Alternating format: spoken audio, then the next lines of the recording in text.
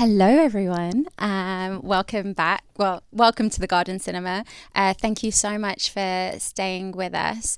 My name's Fatima Serghini. I'm a London playwright and dramaturg, and it gives me great pleasure to introduce to you Naqqash Khalid and Nabhaan Rizwan to join us and talk about this extraordinary film. How you guys doing? Good? Guys, all right? It's bright in here. You're a beautiful bunch, though. We'll start with a couple of questions and then we'll move to our wonderful audience and we'll open it up. I think we have about 30 minutes? 25 minutes, so 45. Oh, great. So we'll take our time. In. Yeah.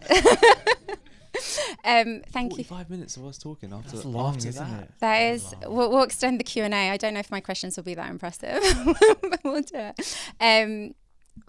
Fantastic film. This is actually my second time watching it this week, and it's been a true... In 1 week? Yeah, Wow. true. And actually, what before we get to the questions, what second time watching it, you know, with any great film, the second time watching it, you find more and more, and with the third, it's so layered and so textured, which sort of brings me to, first of all, Naqqash, to congratulate you on your debut film. Thank you. What a debut film. I really prefer debutt. Debutt. Debutt, yeah. Debutt. Your My debutt film. Your debut Debut film. so feels like pretentious, doesn't it? I mean, I know you guys have just seen the film, But I love your debut film. thank you so much. It's more English, you know. Debut. Yeah, we should stop trying to be French. I might do Debut. this whole interview in RP. Yes, let's do it. So congratulations on your debut film. Thank For me, the film is really powerful. It's very much a very confrontational metaphor, the entire film, and very relatable. A dark comedy, as well as extremely experiential in genre as well for film. And although the story is told through Aidan, the character of the actor, it does feel quite a universal truth, a universal story. So very much about sort of the human condition and being a human being in any society, in any industry, actually, in fact, as well as just in general being a human being. There are moments where we are stripped of our dignity, of our humanity in quite a violent way, which is something that I know that is expressed through your work and through the writing. And in general, just the fact that the human experience is very isolating and can be a very alienating experience for everyone. And forgive me, Naqqash, this could be a very obvious question, but why make this film now? Yeah, firstly, thank you so much for how you put that. I think a lot of people talk about it as an industry satire, but I genuinely had no access to the film industry when I was writing this. And to me, the actor was just kind of the perfect metaphor, and it really was just about what it feels like to be a young person navigating late capitalism in a sense. So I'm really glad you framed it like that. So thank you. What was your actual question? I'm sorry. Why now? I know Why from my now? research it was 8 years in the making. Yeah. Do you know what's really interesting? I think every idea has a time limit. Before making this, I remember saying, if this doesn't happen this year, it's going to run out. This feeling I have is going to run out. I feel like we're always trying to respond to the time that we live in, and we can't divorce ourselves of the time. And I feel like in a way, this film is very much responding to a lot of the feelings I had in 2016. 2016 was famously a really chaotic year for all of us, politically, socially, in so many ways. And I think for me, the desire to make a film really comes from having a kind of set of inarticulate feelings and then going on a journey to articulate those things.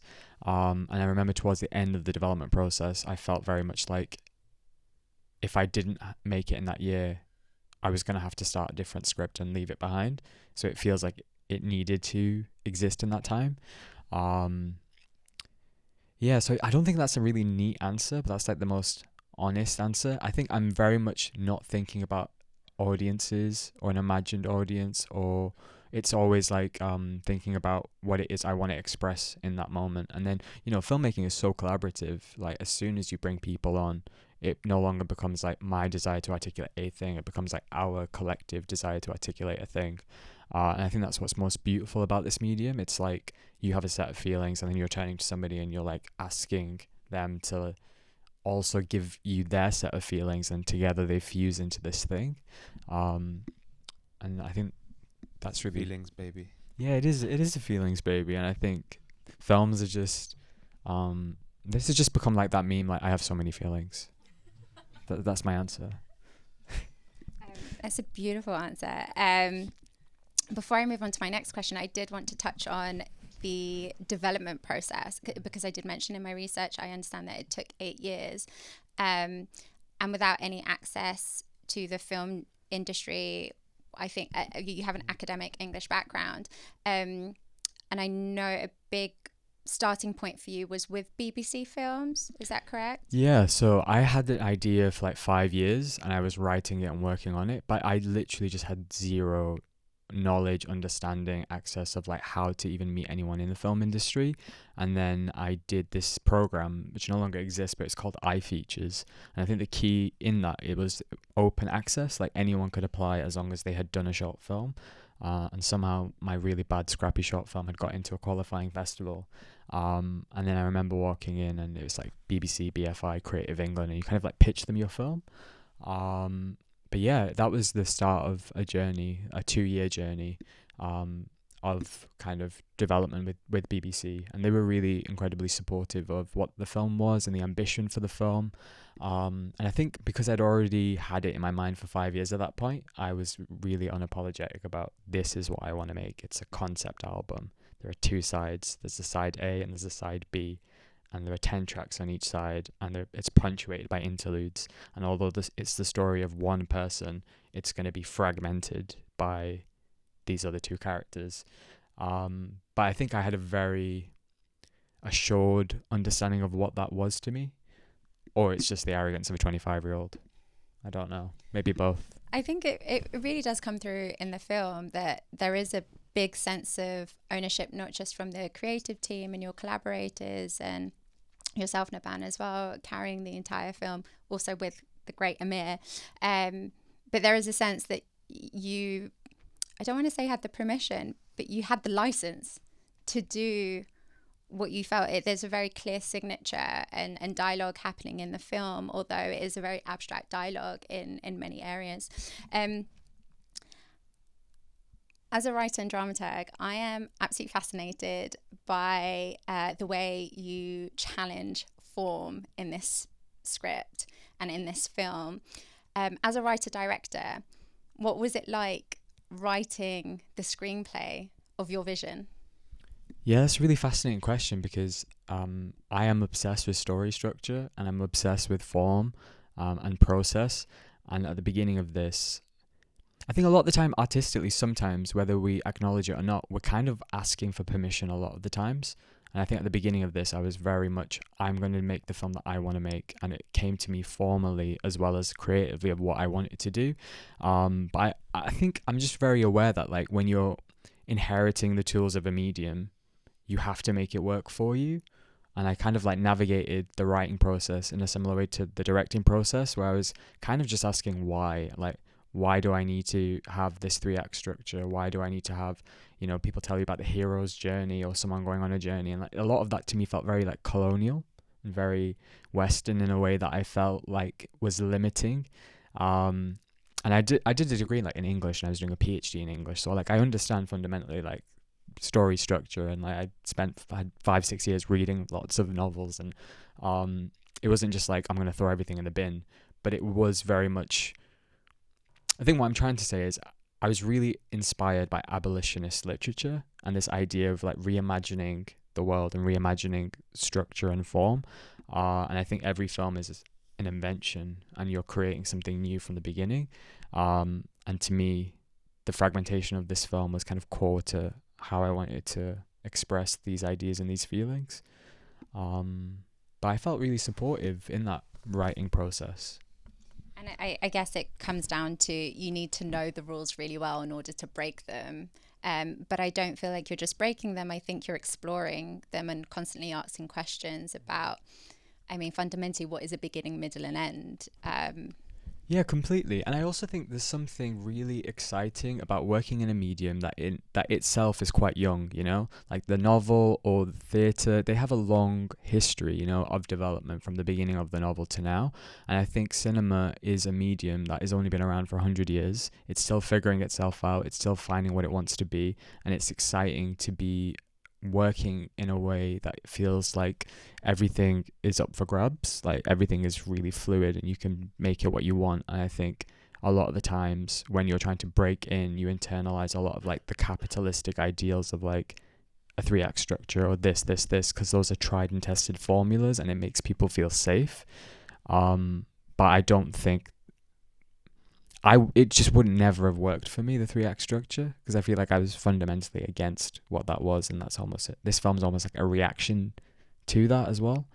But I think like we're all like storytelling is so innate, and I think there's something really exciting about going inwards and finding what your structure looks like. And I was really inspired by a lot of like geometric abstraction, tessellations, repeating patterns,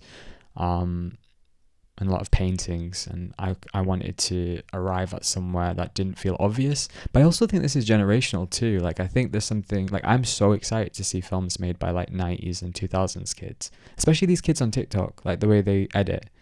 Like I think our brains are different, and I think a film should very much be like your first question, responding to a time and a moment rather than just continually doing something that feels safe. Like I very much wanted people to feel unsafe within this. That's an amazing answer. Actually, I've never actually thought. I primarily work in theatre, and I never thought of film as actually ever being a new medium. But I'm the first person to say theatre's the oldest form of storytelling. Oh, that's so interesting. Yeah. Yeah. Nabhaan, you have a really strong theatre background, as well as performance theatre. I think that's when Naqqash discovered you. Oh, I saw you in a play. Yes. Okay. Yeah. One play that I've done. Yeah. One play, then more. But yeah, let's go with that. Yeah. So. Strong performance background. Yeah. In the one play. You were really good in that play. You were like excellent. Thanks.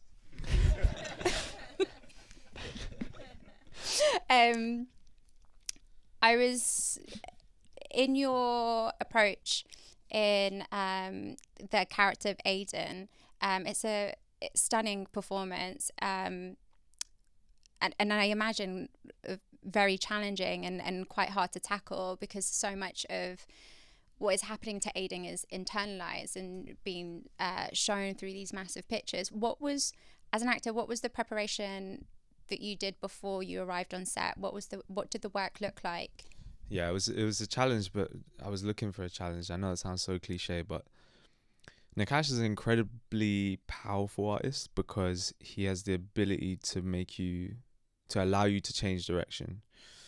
And I mean that in the micro sense of like in a scene or whatever, but I also mean it in the macro sense of, you know, when we met, I was in a place where I needed to change direction.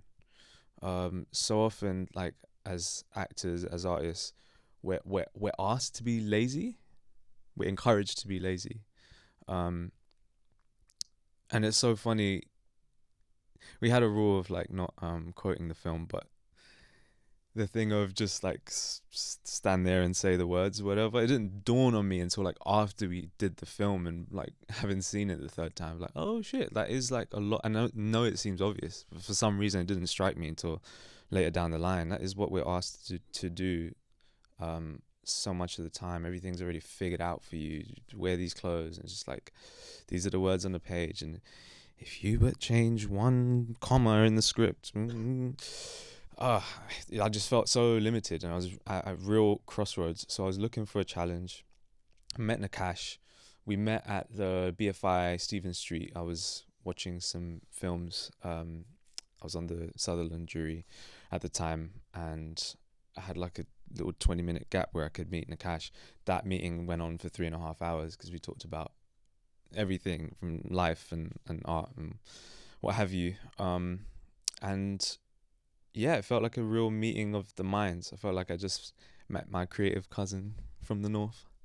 Um, yeah, and that was beautiful. And then I was like, okay, well, I need to read a script. This guy is super smart.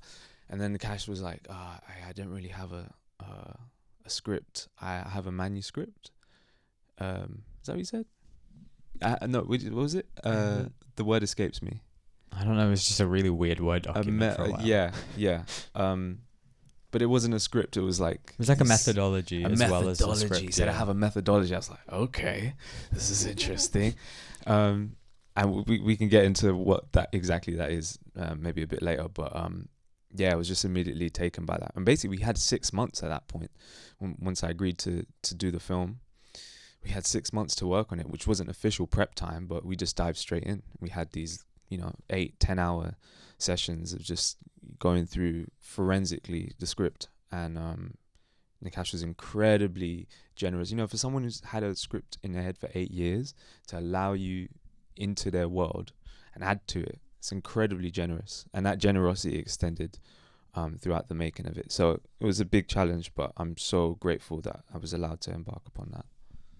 I mean, I was really looking for an artist. I remember saying that to Shaheen Baig, who cast this film, that I wanted to give this to another artist and be in a dialogue with another artist, because my favorite thing about filmmaking is collaboration and is working with actors. And I knew that this film was so dependent on this lead performance that it couldn't just be somebody showing up for work and doing a job. They needed to invent this thing with me. So even when writing Aiden, it's early on in the process, I felt like I was writing 60%, and I was always holding the space for this somebody else to be this person. And Nabhaan was the first person I met, and I was cancel all the meetings. I don't need to meet anyone else. This is the person. And those 6 months were really essential.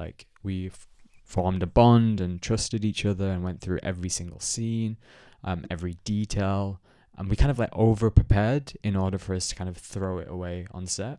Because my favorite stuff in this film is when we're rolling and I'm giving Nabhaan brand new dialogue, or Nabhaan is following an instinct, and neither of us know where we're going to end up, but we feel so synchronized, and there's such trust there. And you can only do that with collaborators if you have total trust. And then we end up discovering something that feels like the most emotionally truthful thing that either of us are trying to articulate. And you kind of you live for those moments, but you also have to facilitate those moments. You can't just arrive hoping they will show up. It's about really trusting and being in a dialogue with someone and inventing that with them. That's amazing. And I understand. So I would love to understand what it was like on set. As you said, that Naqqash was super generous and collaborative, and everyone was an artist on set, and that commas and exclamation marks and all these things weren't precious.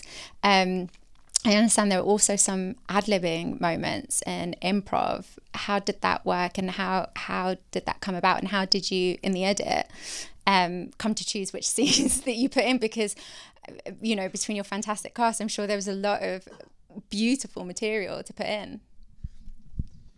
Yeah. What was it like on set? I love the first couple of days of a shoot when everyone's still getting to know each other and they're pretending to be shy, but you're also in a state of what the fuck are we making? What is this? No one quite knows. But I love that feeling, because you get to invent it and you get to experiment, and it was very apparent that this was our experiment. And talk about generosity. Naqqash made sure we shot, the first shot you see in the film is what we did on the first day. It took a couple of days to do that. So we started in the studio and then it expanded out. And ad-libbing. Yeah, so Naqqash, he'd do this thing where the camera, you've done the scene, but now the camera's still rolling and he's not said cut.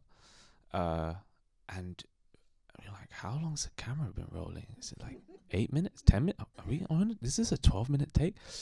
But it's in that, I don't know, between 8 and 12 minutes that there was moments I felt like I was entering some kind of hypnotic fugue state, because I was so in it. Like, we had the 6 months, everything was so baked into this character and this world and this feeling, this urgent feeling of anxiety we wanted to create and feel, that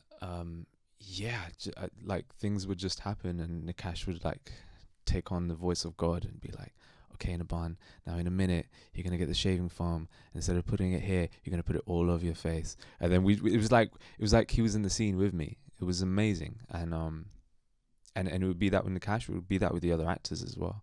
I mean, some of the cast, like across the board, is amazing.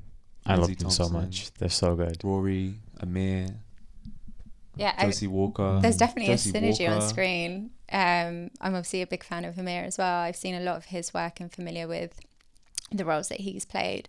And I think between, the flatmate scenes are just so incredible. Were they all scripted?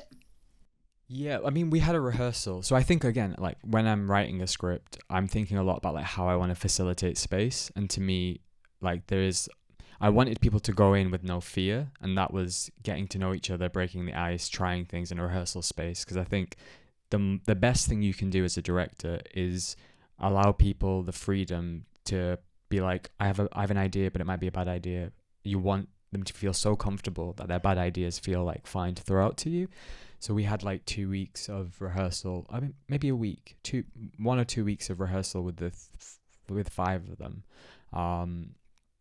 And then 1 week with the 3 of them, the flatmates. And I would get them to do the script as is, and then I would say, do it again, but like don't use any of the language. Because I really, like, I'm thinking a lot about physicality, and like I think a lot of cinema is really like bodies on screen and how those bodies relate to the camera. So it was more about them getting into a physical rhythm. And then I remember one day like Amir and Rory being like, because I think Nabhaan and me had been like working for a long time, they were like, that's it, like we shouldn't touch it now, like there's something here, and we all feel really plugged into it. And then we kind of just like left it alone, but we all kind of like weirdly synchronized into this like weird rhythm that felt so sure of itself, but we were unable to maybe literally articulate what it was. And that's kind of where I'd hoped we would always arrive, because to me, like, before I had this film, I had the atmosphere, and I knew atmospherically what it was. And I think how you achieve that in a literal way as a director is like you work differently with all these different people, and you kind of facilitate a space hoping to arrive at that thing. But it's so dangerous to try doing that on a set before you have the trust. So it's all about the rehearsals. And then on set, I made sure logistically we were shooting in an emotionally chronological way. So we weren't able to shoot literally chronologically beginning to end, but I didn't want to like throw any big scenes before anyone felt ready. So it was always like thinking about it from each actor's point of view and thinking, how does this make sense for me? And like how, like, I think really my job is really just think about creating the perfect conditions for the best work to take place. And a lot of that is like creative, and a lot of that is like trying to like create an experience for somebody. But yeah, like Amir and Nabhaan and Rory, all 3 of them are like, they're great actors, but they're also great minds. So they can improvise, they can take a scene in a new direction, they can try things, and then in the edit is like a whole other thing, because like you have all this great work, and then you think you've got to figure out what it is you're trying to say. Like I realized that I'd made like maybe 7 films, and I think that's a lot for anyone's debut. I feel like you're always, because you have so many preoccupations and ideas, and usually your debut film's probably like 10 or more years worth of like thinking what it is. And it was just a case of like crafting with Ricardo, who's the incredible editor on this, like what the film was and what the tone was. Because oftentimes I directed the 3 of them to be in very different films intentionally. So it was a balancing act and a dance of like getting that right. But everyone was very plugged into the tonality from the beginning, and I think a lot of that is down to the rehearsals. And it's such a gift to work with intelligent actors. They just give so much. Naqqash talked a bit about sort of the emotional journey on set every day, so you're not starting from a high. What was the process of coming into Aidan's character and then leaving Aidan's character? how did you clock in and clock out essentially? This question. Well, I don't know if there's any filmmakers in the room, but don't ever do this, okay? We stayed in the same place we shot. So the apartment. No, it wasn't. You were vehemently against it. The apartment scenes with the three guys, that is like a cookie cutter of like the apartment where I stayed. It was just like, it was called the Native. Like everything in Manchester, we shot it in Manchester. Everything in Manchester has like really weird colonial names. So we stayed in this place called the Native where that was shot, and then I would end the day and just like get in a lift and get into an apartment that looked exactly like that and go to bed. They had their own rooms though, like their own. They didn't share the apartment. It's very meta, isn't it? We each had one that was like that. But I didn't care. I was ready. I was ready to do that. I was ready to start dreaming. I was 2 days in. I started dreaming about the film, and great. You just get lost in it, you know. I was ready to go deep. So we both wrote our dreams down and then would like put it back into the film. It's really interesting to do that. So it almost feels like an incubator project as well at times, because you're in that space. You didn't drive us insane. By no. Pastoral care was very much top priority. Wonderful. So my final question is just how, for the both of you, have you found, you've sat in many audiences, I imagine, and have you found the audience's responses? Has there been anything that surprised you, has taken you back, anything that sort of that you recognize or you don't recognize? It's kept me engaged because we made this in 2022, so you know, I've been talking about it for a long time, and it's a long time coming.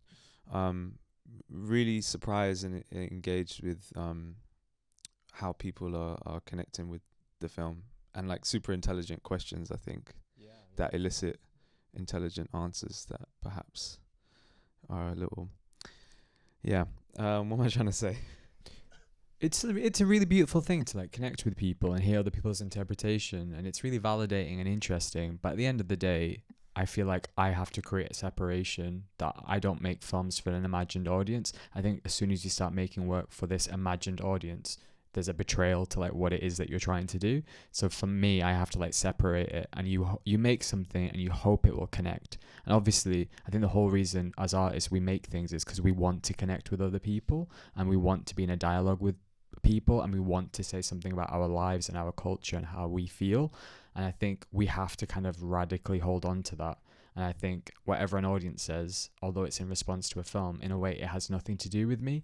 Like I think an audience is a little bit like an actor in that I would like to give them agency and space and say, here are all the ingredients, make of it whatever you will, and whatever you make of it is way more valid than what I will make of it. My job is just to like be a meal delivery service plan and be like, here you go, this is it, you can do whatever you want with it. So I've tried to keep like a separation, but I remember the first time we watched it was like with 700 Czech people,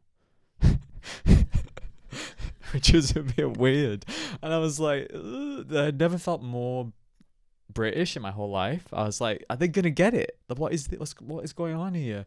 They are some dark people. They were laughing at everything. They were laughing at stuff that I thought, I'm sick for laughing at this, but they were laughing at those bits too. And I was like, this is great, this is fun. And then I'm like, oh, I need to forget this. Like, I need to separate this, and I have to like forget all of this ever happened and go back to failing to imagine what an audience is. Seconded what he said. Thank you so much. I'm going to hand it over to audience questions now. That was a great segue, wasn't it? To get the audience. Did you like that? Yeah. So, I think we have a roaming mic, so if you just pop your hand up and we'll get it to you. Hi, I'm an actor, so I can relate to a lot of the stuff in the film. I'm so sorry. Oh no, it's brilliant. I wondered whether, for example, I'm going to describe it as the role play bereavement job. Mm-hmm. Was that, I don't even know if that's what it's called. I've done various different role play jobs. Emotional prostitution, which is what some audience member described it. It's an incredible scene. Is that based on an experience you had, or someone that told you that experience, or fiction? I think I read about that being a thing. I can't remember in what country. I think maybe Japan. I think I read an article or something about it. And then I just made everything up myself. I think there was one part in the process of writing where I was asked, well, maybe you should do some research on this. And I was like, yeah, maybe I should do some research on this. But then I thought, no, let's just make it up. Yeah. But like the way it functions within the script and the way that I tackled it was like, the film is now, it's also like another text. Like there are all these texts in the film, like the teen drama, the terrorist drama, the shitty British cop show, the BFI gritty northern feature, but then I'm like, no, BFI give us money for this, I shouldn't say that. But then that also was like a text. I was like, and there was something sad about that being a text too. So I just trusted its space in the script and just followed what emotionally felt right. I do this thing where I answer questions and I never really give fully satisfying responses. No, that's satisfying. I think that was a great answer. Thank you. Thank you so much and congratulations. I absolutely loved the ingredients of that meal that I just Did you order for a second week? For sure. And you were just talking about the way in which you were throwing your dreams there and how you wanted us to be comfortable feeling unsafe. And I really loved the fragmented and multi-sensory or haptic dimension of various elements, including the music. I would love to hear more about the soundtrack, which I loved. Oh, thank you so much. But also the moment of the blood falling and the role of pain. So in what ways, and that would be my actual question, what is the role of pain in the representation of what these characters are going through, and how did pain and these fluids that are falling allowed you to understand further your psychological dimension? Thank you for such an intelligent and thoughtful question. Let me think about the best way to answer this. I think I'm very intentional in every single way, in every single detail, but I also want to be fully unconscious of things too. Like the building bleeding, I remember just being in the shower one day and I was just like closing my eyes, facing the sun, and the shower was backwards, and I just remember thinking, the building is bleeding and blood is coming out of it and everyone's looking at me as if to say, do something, you're a doctor. And I just picked my phone up, because sometimes I used to answer emails in the shower. I don't do that anymore. I just typed the whole thing and then I never touched it. I was like, I don't know where that came from. I don't want to intellectualize it, but I don't want to touch any of it. And I like that mode of working because it feels like it frees me up and it makes the work more interesting. And then when I have collaborators, I also encourage them to do the same thing, and then in a take also do the same thing, where it's like we have a solid intellectual understanding of what it is we would like to achieve, but we're like playing in a space that feels a little bit like unknown, and that I think is like an exciting space to be with. I don't think I intellectualized the idea of pain so much. So I feel like if I attempt to answer your question in a way to sound smart, I will be telling you a lie. So I feel like I didn't think pain. What I did think is I want to create a really visceral experience, which brings me to like sound design, music, like these kinds of things. Like I knew from the beginning sound design was going to be incredibly important. Like to me, sound is the sound and music, grouping them together for a second, that is like the unconscious mind of the film, and you're trying to communicate something that is not necessarily visual. And I'd been a big fan of Paul Davies' work, and like I remember going to the cinema to see You Were Never Really Here and coming out of it and thinking that's the most violent film I've ever seen in my entire life, and there's not a frame of real violence in that film. It's all in the sound design. So I worked with Paul and Tim and the other Paul and all of Paul's team to kind of create the sense, like very sensorial, visceral experience. And there's so many layers to that, and I'll try to not go off on one and kind of wrap that up in a little bow and give that back to you. But the music is by Clark. He's an incredible musician. And talking about like, sometimes you meet people and you connect with them, you know? Clark and we just like, we got each other straight away. Like I have like a way of like, I don't like saying this publicly so much because it makes me sound even more pretentious than I already sound, but like a lot of the times I think in colors and shapes. So like I'd be like, oh, this needs to be more like blue and like spikier, and then he'd be like, yeah, it needs to be like green. He would just like get what I was trying to say, but we'd like arrive at the same thing. And I remember him sending me green breaking and then just being like, wow, this is like so tapped into the like everything I'm trying to say. And it's such a beautiful thing when you're in this dialogue with like another collaborator and they're doing this thing that is like really base to you, and then you kind of make this thing together. I hope I've answered your question. The vinyl just got released, right? Yeah, there's a limited edition green vinyl that's out, and the whole score is on Spotify or wherever you stream music. But yeah, it's an incredible body of work, and I think he's an incredible artist, and I feel really privileged to have worked with him on this film. And then also a lot of the tracks I wrote in, like I remember writing in the FKA Twigs Thousand Eyes track, I just felt like it was so much a song about like being looked at and what it means to be looked at. And to me, this film was all about that. Like, who's doing the looking? What is it wrapped up in? The violence of being looked at. And then I was listening to a lot of Mitski. So Mitski inevitably made her way into this film. And then, yeah, all the other tracks, it feels like they're almost like texts. Like, they're kind of like meta texts. I remember the teen drama being like, I want to feel like this is a 14-year-old girl's Tumblr feed. So, like, obviously Halsey, you know, like, stick that in and there you go. But yeah, thank you for that question. Yeah, last question. No pressure. Oh, so in between all the mad action that's going on in the film, I found there's real beauty in just the mundanity in some of the scenes that you kept coming back to. So, for example, the drinking the water and then putting the rest in the plant pot, or the girl pushing the piano, and these real moments of stillness.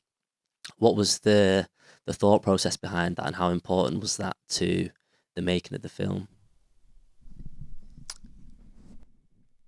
So important. I'm obsessed with the mundane. Like, I love Chantal Ackerman, Kelly Reichardt. Like, I love when people are just doing like chores on screen. I love interiority. Like, all that was so intentional and so important. But like, can I like throw this question to Nabhaan and be like, the mundanity? How was that for you? Films and television especially is just so full of like dialogue and just people saying shit, and that's yeah, that's fine. Like, I love language, and I think it has a very powerful role. But Naqqash made it very clear very early on that this is kind of like the old movies where people just do shit and you just watch them, and we're happy to stay in that, whether that's mundane, whether that's incredibly uncomfortable. I think you said confrontational, which is a good word. Very confrontational for sure. And what that does is you're not thinking about okay, how am I gonna say this sentence, and like how am I gonna phrase it, and what's the action word, like that all goes out the window. You're like in your body, you're framed to be in your body. Although in this, actually, the camera was like super tight on me, but even that is an intentional, like physical response to the story we're telling, and it serves a purpose in that sense. But yeah, I love the mundane, and it was a challenge. It's hard to like sit still. There'll be takes where I just like, okay, I'm just gonna fall over in this one just to rebel. But yeah, it's hard to stay in that discomfort. But like, I trusted Naqqash like completely, so that was the film we're making. Yeah, and I think the mundane is actually really confrontational. Yeah, and I think also when especially watching it the second time, and I don't know if you, the audience watching it, maybe the first or second time, felt it, but then there's a sense of intimacy with you and the character. So it's almost like the camera becomes invisible, and it's a very intimate experience because, oh, Rory's butter toast. He's now sitting on a oven. There's a level of intimacy, and those tight close-ups, Nabhaan, in your face. It's just, yeah. And I think it very much creates, I guess, how I felt, at least. I could then, although I'm not an actor, but you know, we've already said that it's a universal story. It's just the actors being used as vehicle. But I saw myself in the actor at some points. I was like, oh, I remember that time of exploitation. Oh, I remember when that weird transaction was made, and was that like, what was I doing? And of course, moments of hardship as well that you see that don't only exist in an actor's life, but exist throughout society more now than ever. And it doesn't make sense. Like most of our interactions with people, we feel like commodities, or just like something just doesn't make sense in the world. And allow me to connect to that. And allow me to connect to that through not being conscious. I think you used like the word unconscious, and I think that's incredibly important, because we're trying to make a dream-like film. And also, like, so much of the art that went into this film in terms of like our influences, so much of them like don't make sense. Like, if you guys ever, I tried looking up like James Brown lyrics, because like I love James Brown, and I was like, what is he actually saying? This shit makes no sense. Like, or like Young Thug or David Byrne, like these people just like it's something so beautiful in the imperfection of what they do. And when you're in your body, you're allowed to tap into that, and you haven't got words, you know, intellectualizing everything.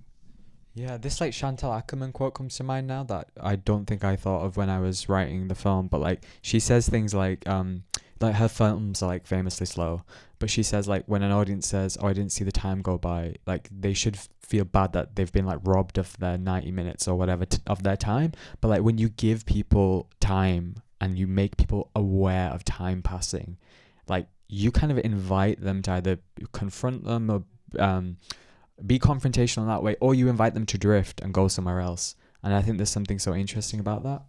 And they're all valid responses to the material, right? It's all saying something. And on that, I mean, I could talk about this film for days, for weeks. There's so much in it. Thank you so much, Naqqash and Nabhaan, for your time and your generosity this evening. And thank you to our wonderful audience for staying with us for the Q&A. Thank you, guys. I didn't feel the time pass by.